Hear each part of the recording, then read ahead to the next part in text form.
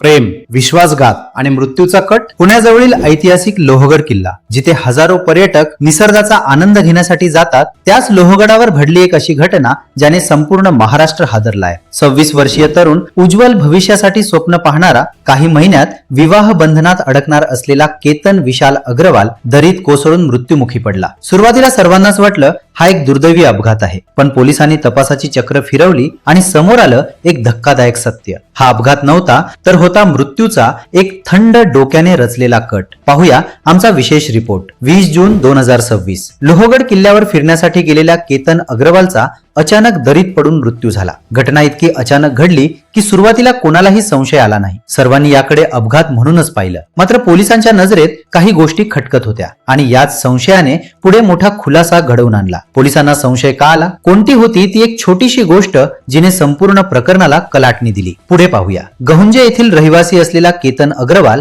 एका नामांकित बांधकाम कंपनीत संचालक म्हणून काम करत होता. घरात लग्नाची तयारी सुरू होती. आगामी नोव्हेंबर महिन्यात त्याचा विवाह होणार होता. मात्र तपासात समोर आलेल्या माहितीनुसार त्याची होणारी पत्नी सिया गोयल हिला हा विवाह मान्य नव्हता आणि इथूनच सुरू झाला एका भयानक कटाचा प्रवास. सियाचा वाढदिवस साजरा करण्याचं निमित्त लोहगडावर फिरण्याचा प्लॅन आणि त्यामागे लपलेला मृत्यूचा सापळा. पोलिसांच्या तपासानुसार सियाने तिच्या वाढदिवसच्या निमित्ताने केतनला लोहगडावर बोलावलं आणि तिथे योग्य संधी साधून तिच्या प्रियकराच्या मदतीने त्याला खोल दरीत ढकलण्यात आल्याचा संशय आहे. पण हा कट पोलिसांच्या नजरेतून सुटला नाही, कारण एका व्यक्तीने घातलेले कपडेच त्याच्या अडचणीचे कारण ठरले. जून महिन्याचं कडक ऊन, तापमान 40च्या आसपास आणि अशा वेळी एक तरुण जाड उबदार हुरी घालून फिरताना सीसीटीव्हीत कैद झाला. तो केतन आणि सियाच्या मागे मागे जात होता. ही बाब पोलिसांना संशयास्पद वाटली. फुटेजची बारकाईने तपासणी झाली आणि या हुडीवाल्या तरुणाचा शोध सुरू झाला. तपास जसजसा पुढे गेला